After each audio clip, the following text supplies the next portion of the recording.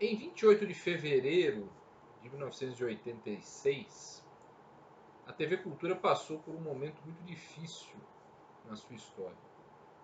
As instalações da TV Cultura, somente a parte de estúdios, a parte de suíter, enfim, passaram por um incêndio, foram atingidas por um incêndio naquele dia. Naquele dia, aliás, que é um dia histórico por si só. O motivo é que naquela data foi anunciado e foi explicado o plano cruzado, né, que mudava, como principal medida, mudava a moeda de cruzeiro para cruzado, cortavam-se 3 zeros e várias medidas econômicas sucederam em razão desse plano. Mas para a TV Cultura é um dia que ela pegou fogo, literalmente. E o vídeo que vocês vão acompanhar agora, este vídeo inclusive tem duas partes, uma está nesse vídeo e a outra está no outro vídeo, mas a parte que fala essencialmente do incêndio está neste vídeo, que eu tenho a íntegra do RTC Notícia, primeira edição, que fala, na maior parte do seu tempo, sem nenhum intervalo, o jornal não tem nenhum intervalo, sobre o incêndio na TV Cultura. E a segunda parte, que vocês vão conferir amanhã, fala do restante do noticiário, que essencialmente tratou do plano cruzado. Mas vocês acompanhem na íntegra tudo que foi mostrado naquela data, 28 de fevereiro de 1986, sobre o incêndio na TV Cultura, reportado pela própria TV Cultura. Olha só. Boa tarde. Estamos começando agora a primeira edição de RTC Notícia. E começando na situação de quem levou uma peça pregada, vamos dizer, pelo destino. Hoje, sexta-feira, 28 de fevereiro, uma data marcante na história recente do país, tendo em vista o anúncio das mais importantes mudanças que nossa economia já conheceu nos últimos tempos, a RTC também registra em sua história seu mais grave acidente, o incêndio que destruiu os estúdios e toda a parte técnica da televisão. E que nos coloca diante da perspectiva de um duro trabalho, manter nossa programação no ar, levando cultura, educação e informação ao nosso público. Mas um trabalho que, apesar de difícil, será feito com todos os esforços que a RTC é capaz de produzir neste momento. O incêndio que começou hoje de madrugada no principal estúdio da televisão ainda tem causa desconhecida. A hipótese levantada é um curto-circuito nas ligações entre o estúdio e o switcher correspondente, onde é feita a direção de TV. O fogo, apesar do trabalho dos bombeiros, se espalhou rápido, consumindo todo o estúdio, o switcher, o controle mestre e toda a central de controle de imagens e áudio, que é a parte que cuida das emissões da televisão. As ilhas de edição de videocassete também foram inteiramente queimadas. Só os equipamentos grandes, os videotapes, escaparam do fogo, mas estão chamuscados e, de certa forma, comprometidos pelo calor que o fogo gerou. O arquivo de fitas cassete também escapou do fogo, mas parte das fitas que compõem o arquivo de programas da RTC ficou comprometido. O incêndio ficou concentrado no prédio onde estão os estúdios e o setor técnico da televisão. As demais instalações da Fundação Padre Anchieta, como a Rádio Cultura e o setor administrativo e outras divisões da televisão, não foram atingidos, já que os prédios são isolados um do outro. Ninguém ficou ferido no incêndio, mas os prejuízos materiais são muito grandes. Podem passar de 10 milhões de dólares só em equipamentos eletrônicos que foram destruídos. Mas tem também a parte civil, que diz respeito aos danos que o prédio sofreu e que vão exigir obra de engenharia para sua recuperação. Um trabalho que vai exigir muitos recursos e também muito tempo. Hoje nós estamos funcionando em situação de emergência, gerando nossos programas através de unidades móveis, ligados com os transmissores do Pico do Jaraguá. A tragédia desse incêndio não abateu o ânimo das pessoas que fazem o dia a dia da programação da RTC. Em meio aos escombros deixados pelo fogo, ainda permanece a esperança de que pelo menos uma parte do equipamento da emissora seja recuperado. Com alegria verificar que as ilhas de quadruplex estão, em princípio, salvas. Por uma análise assim superficial, estão, em princípio, salvas. O controle técnico, embora sem condições de visibilidade e tal, constatamos que ele está bem danificado, as ilhas de edição em videocassete danificadas, os controles do estúdio danificados e o próprio estúdio. E os outros controles dos outros estúdios A e B, aparentemente, parece que também não foram tão danificados. O que você achou desse incêndio aqui na RTC? Olha, achei lamentável, é muito triste. E para nós, profissionais, né, que estamos acostumados a trabalhar aqui diariamente, dia, noite, e depois um negócio desse assim nos deixa bastante triste, né? E só olhar o quadro já é horrível. O sindicato vai fazer algum tipo de orientação aos radialistas? Bom, a nossa preocupação é em relação ao trabalhador. Evidentemente que nós vamos trabalhar junto à diretoria para que não haja nenhum problema com o trabalhador. E mesmo assim eu não acredito, porque a estação não vai sair do ar. Nós vamos ter que trabalhar, vamos pôr no ar, vamos produzir, quer dizer, vamos continuar a nossa vida, né? E a gente espera que não haja nenhum problema. Mas o sindicato vai estar alerta, vai estar em contato com a diretoria da empresa para que se evite qualquer problema com os trabalhadores. Toda a área de produção e emissão da TV Cultura depois do incêndio está concentrada aqui no pátio, neste ônibus, nesta carreta e no antigo laboratório da Externa, que foi transformado num pequeno estúdio. Ítalo Morelli é o nosso diretor de programação. Ítalo, com isso aqui que a gente está montando, a carreta, a unidade móvel, o pequeno estúdio, o que vai dar para a gente produzir, para a gente colocar no ar? A gente vai tentar colocar o máximo possível da programação, evidentemente não da maneira como era, mas tentando permanecer com a emissora no ar. E para isso a gente vai ficar com 2 caminhões aqui. Nós vamos deslocar a Kombi com 2 câmeras portáteis para o Franco Zampari, para transmitir de lá ao vivo programas tipo Festa Baile, que não vai ter o baile, mas vai ter a festa, Bambalalão.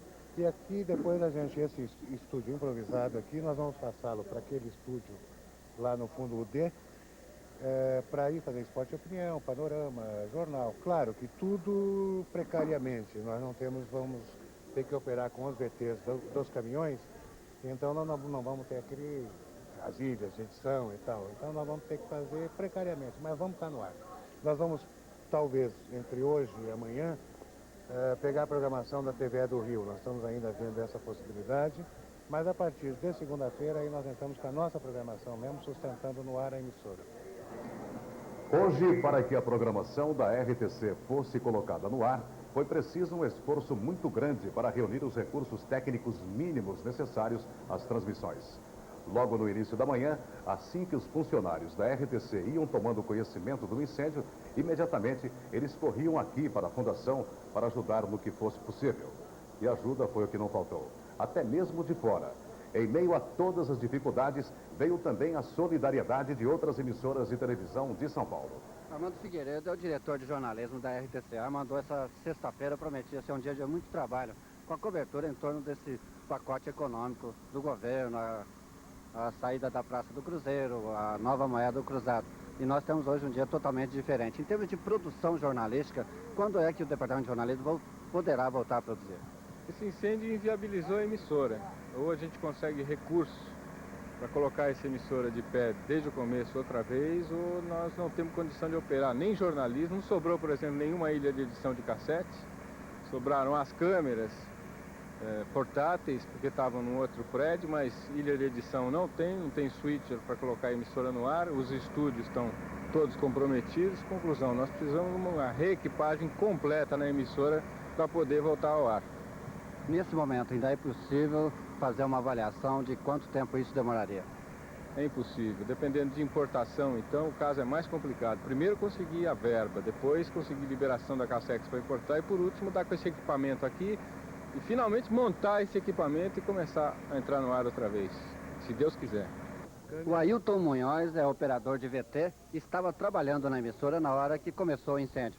E, nessa hora, ainda teve a iniciativa de registrar essas primeiras imagens do incêndio. Ailton, como entre o pavor de acudir o incêndio e filmar as imagens, como é que você se decidiu por isso aí? Sei lá, né? Na hora assim eu não pensei em nada. Primeiro eu fugi fora, né? Saí fora do fogo. Daí, a hora que a gente sentiu que dava para voltar, para salvar alguma coisa, tentamos voltar, né? Mas foi tudo muito rápido.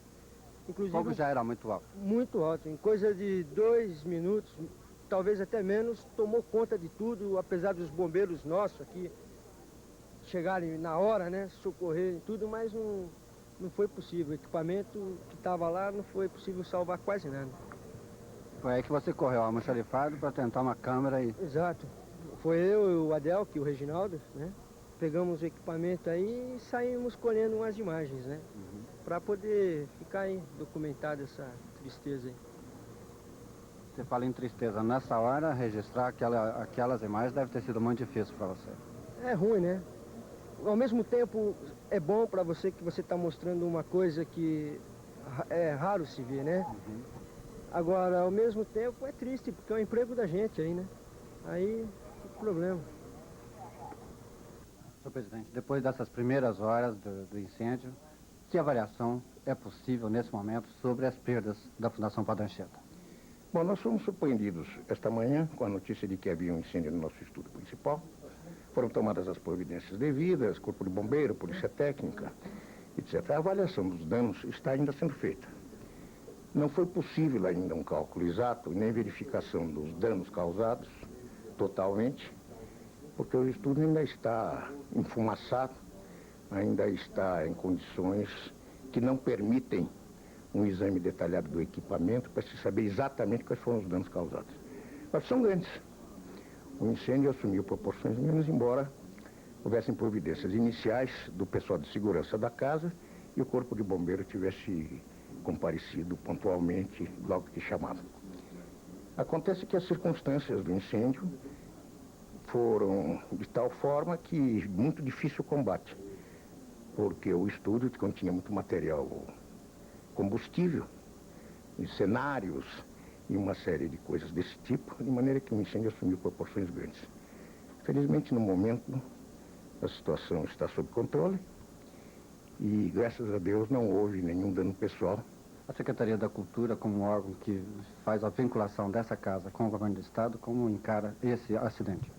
Encaro primeiro o seguinte: as providências todas estão sendo tomadas pela presidência da RTC, mas temos que dizer que todo incêndio, sobretudo em órgãos de comunicação de massa, como a televisão, exigem duas atitudes. Primeiro, uma atitude de solidariedade.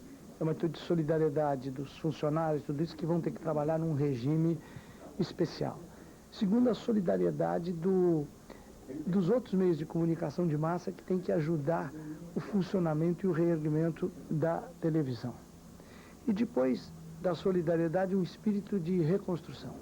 De fato, avaliados todo o sinistro, avaliado o sinistro, o alcance dos prejuízos, do equipamento estragado, há que reconstruir.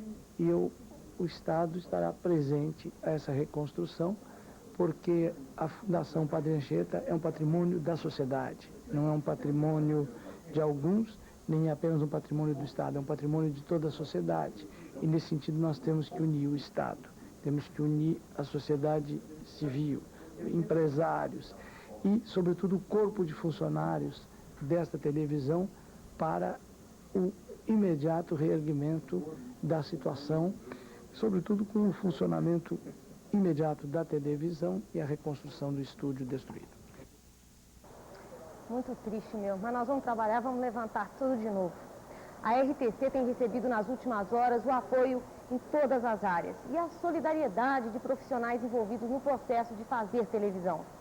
Hoje de manhã, o presidente do Sindicato dos Jornalistas Profissionais de São Paulo, Gabriel Romero, visitou o prédio da Rádio e Televisão Cultura. Ele conversou com o repórter Delfino Araújo. O Sindicato dos Jornalistas do Estado de São Paulo foi funcionário também da RTC por mais de 3 anos. Veio aqui numa situação bem mais difícil daquelas que você atravessou aqui. E assistiu à retomada dos trabalhos da RTC, já colocando o seu primeiro telejornal no ar, logo depois do incêndio. Olha, eu lamento profundamente isso que aconteceu aqui na TV Cultura.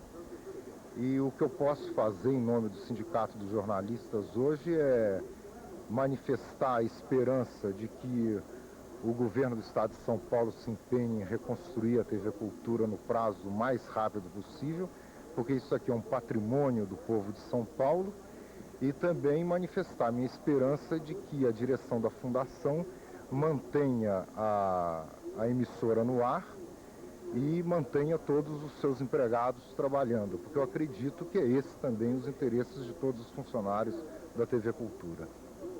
O Carlos Queiroz Teles é diretor do Departamento Cultural aqui da RTC. Ele trabalha há 8 anos, tem uma ligação muito forte com tudo aqui, né, Carlos? Acho que você podia contar pra gente como é que vai funcionar a programação depois do incêndio, né? O que vai mudar? Nós estamos ainda numa situação de muito impacto. Está sendo um pouco difícil fazer uma avaliação real e concreta de como a casa marcha. Com certeza ela segue em frente, com certeza nós continuamos no ar. Logo as primeiras horas, 7 horas da manhã, quando a gente começou mais ou menos a tomar pé da situação, a impressão que se tinha é de que nós não teríamos condição de ir para o ar. Chegamos a entrar em contato com a TVE do Rio de Janeiro, que de imediato liberou a sua imagem para que nós estivéssemos no ar, neste momento, com a TV Educativa do Rio de Janeiro. O fato de nós não termos utilizado esse gentilíssimo oferecimento da TV Educativa do Rio de Janeiro, pelo menos até esse momento, já é uma prova da competência, da capacidade, daquilo, enfim, que os corações e as mentes das pessoas conseguem fazer dentro de circunstâncias muito difíceis. Não adianta a gente minimizar também o que aconteceu, adotar um ar otimista de tudo será possível. Não é verdade. A perda é muito grande. E é uma perda de equipamento que custa muito caro, de equipamento que vai demorar para ser reposto, mesmo contando com a imprescindível ajuda de todo mundo que possa, nesse momento, dar uma colaboração com essa casa. Casa que, aliás, sempre colaborou não apenas com o povo, casa que sempre colaborou também com todas as outras televisões que, nesse momento, vêm dar o seu apoio a nós. Então, é uma situação ainda muito emergente, muito difícil. Mas, numa primeira reunião, junto com o pessoal da técnica, da cenografia, da programação, o Ítalo Moleri, que é o nosso coordenador de programação, algumas linhas básicas nós já podemos dar para o público, para que se situe um pouco sobre o que nós vamos poder fazer nos próximos dias, talvez ainda nas próximas semanas. Veja bem, a nossa programação ela vai estar condicionada aos recursos que sobraram.